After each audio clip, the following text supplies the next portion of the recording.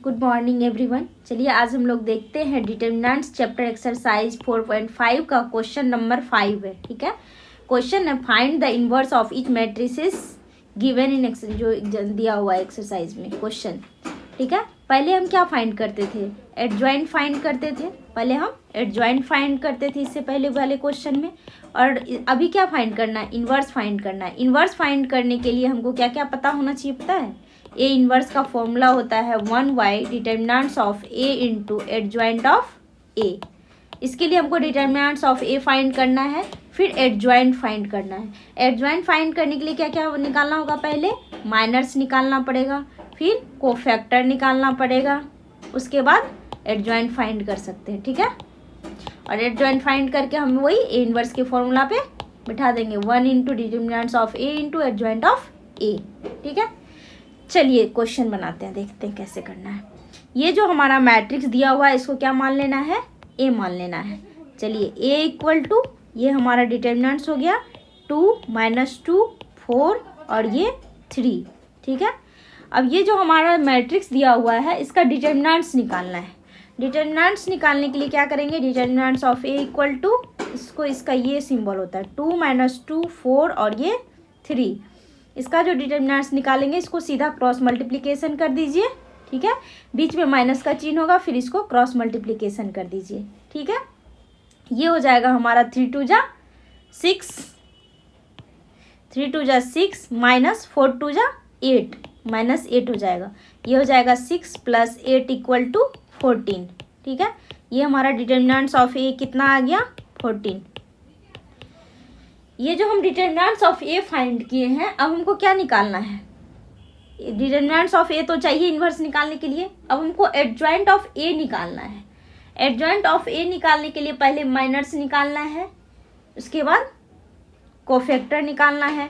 तो adjoint of ए का form, adjoint of ए के लिए होता है, एडजॉइंट ऑफ ए जो होगा वो हमारा होता है determinants of A11 A12 A21 A22। ठीक है, ये होता है, यानी कि ये जो है इसका क्या होगा? ट्रांसपोज। ठीक है, चलिए अब हम क्या करेंगे? एडजॉइंट ऑफ ए फाइंड करने के लिए माइनर्स निकालेंगे। M11 होता है, M11 निकालेंगे। M11 क्या होगा? M11 सीधा देखिए, ये एलिमेंट के लिए इसको क्रॉस, ये कैंसिल कर दीजिए सामने वाले को, ये 3 आ जाएगा M11। M12 के लिए इसके सामने वाले को कैंसिल कर दीजिए, ये क्या आ जाएगा? 4 आ जाएगा। ठीक है, क्योंकि ये हमारा 2 × 2 मैट्रिक्स है, इसीलिए ये हमारा आसान है। ठीक है, और ये देखिए, ये M11 12 21 22, ये M22 के लिए क्या करेंगे? इसके सामने वाले को कैंसिल कीजिए, ये क्या आ गया? 2, इसीलिए इसको ज़्यादा नहीं करना है। M11 तो पता ही है, तो डायरेक्ट हम क्या निकालते हैं? इसका कोफैक्टर निकालते हैं। कोफैक्टर के लिए होता है -1 का पावर 1 + 1 × M11। ठीक है, -1 का पावर 2 करेंगे तो क्या होगा? +1 हो जाएगा।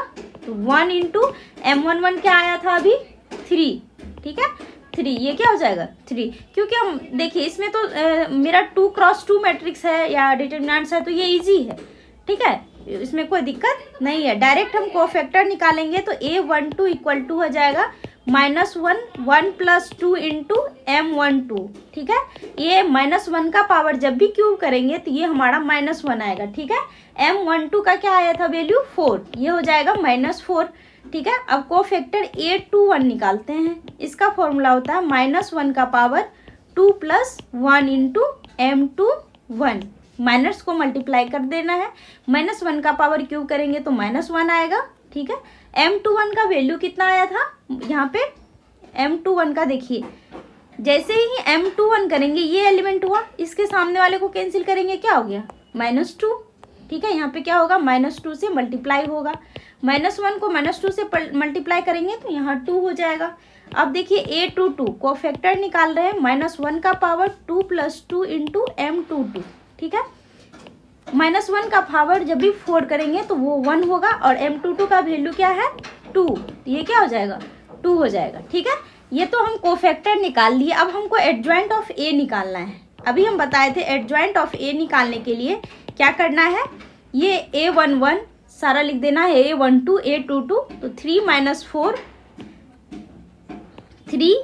4 और ये 2 और ये 2, इसका क्या कर देंगे ट्रांसपोज। ठीक है, इसका जो हम ट्रांसपोज करेंगे तो ये हमारा हो जाएगा, ये हो जाएगा 3 2 माइनस 4 और ये 2, यानी कि ये हमारा क्या हो गया एडजॉइंट ऑफ ए।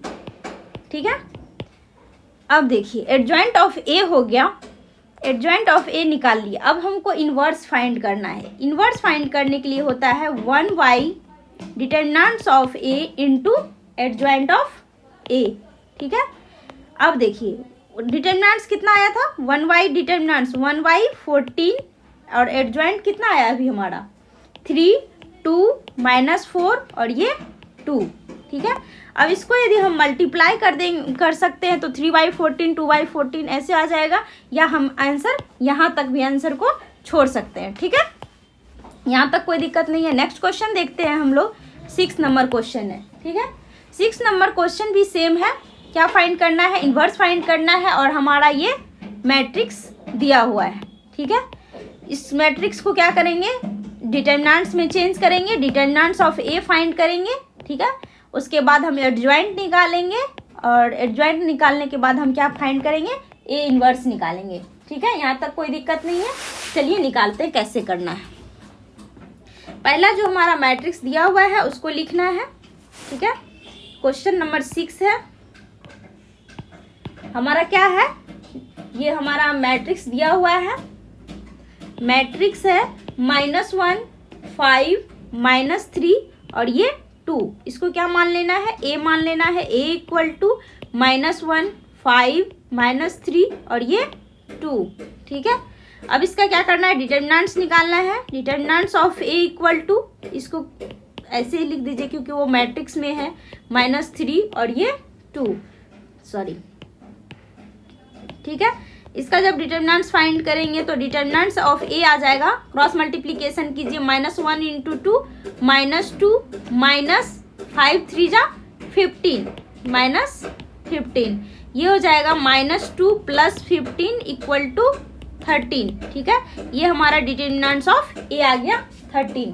ठीक है, अब हमको एडजॉइंट ऑफ ए निकालना है। एडजॉइंट ऑफ ए निकालने के लिए एडजॉइंट ऑफ ए क्या हो जाता है, adjoint of A equal to हो जाता है, ये जो हम कोफैक्टर निकालेंगे A11 A12 A21 A22। ठीक है, इसका क्या कर देंगे ट्रांसपोज कर देंगे। ठीक है, यहाँ तक तो ठीक है। उसके पहले हमको क्या निकालना पड़ेगा कोफैक्टर निकालना पड़ेगा। माइनर्स के लिए तो इजी है क्योंकि हमारा ये 2 क्रॉस 2 मैट्रिक्स है, इसीलिए हम माइनर्स आसानी से निकाल सकते हैं। क्योंकि देखिए जैसे हम A11 का निकालेंगे, ये M11 का निकालेंगे, इसके सामने वाले को कैंसिल कर दीजिए, डायरेक्ट हमारा M11 2 आ गया, और हमारा M12 निकालना है। ठीक है, M12 के लिए इसके सामने वाले को कैंसिल कीजिए, M12 हमारा -3 आ गया। M21 निकालना है, इसके सामने वाले को कैंसिल कीजिए, ये M21 5 हो गया।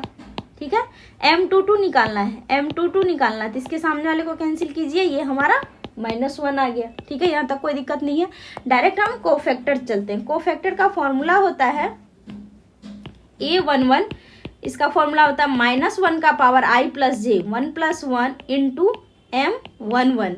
ये हो जाएगा -1 का पावर 2 जब भी करेंगे तो हमारा क्या आ जाएगा 1, और M11 क्या निकाले थे अभी हम 2। ठीक है, ये हमारा 2 आ गया। अब A12 हो जाएगा -1 का पावर 1 + 2 इंटू M12। तो अब -1 का पावर जब भी क्यूब करेंगे तो -1 ही होगा, और 1 2 अभी क्या निकाले थे -3। ठीक है, ये हो गया -3 और -1 है तो ये हमारा +3 हो गया। ठीक है, A21 का हो जाएगा -1 का पावर 2 + 1 इंटू M21। ठीक है, -1 का क्यूब करेंगे -1 होगा, M21 अभी क्या निकाले थे 5, ये -1 इंटू 5 ये -5 हो जाएगा, और ये 2 है। ठीक है, -1 का पावर 2 + 2, यदि हम -1 का पावर 4 करेंगे तो क्या हो जाएगा -1 का पावर 4 जब भी करेंगे ये 1 होगा। M22 कितना आया था -1, यानी 1 इंटू -1 इक्वल टू -1।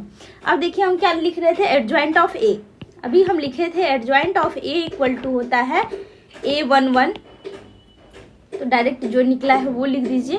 A11 क्या है, 2 3 -5 -1, ठीक है, इसका क्या, ट्रांसपोज। तो ये हमारा हो जाएगा, रो को कॉलम में, कॉलम को रो में चेंज कर दीजिए, ठीक है।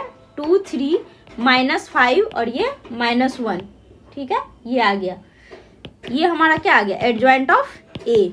लेकिन हमको क्या फाइंड करना है, ए इनवर्स। ए इनवर्स का फॉर्मूला क्या होता है, 1/, determinants of A into adjoint of A, ठीक है।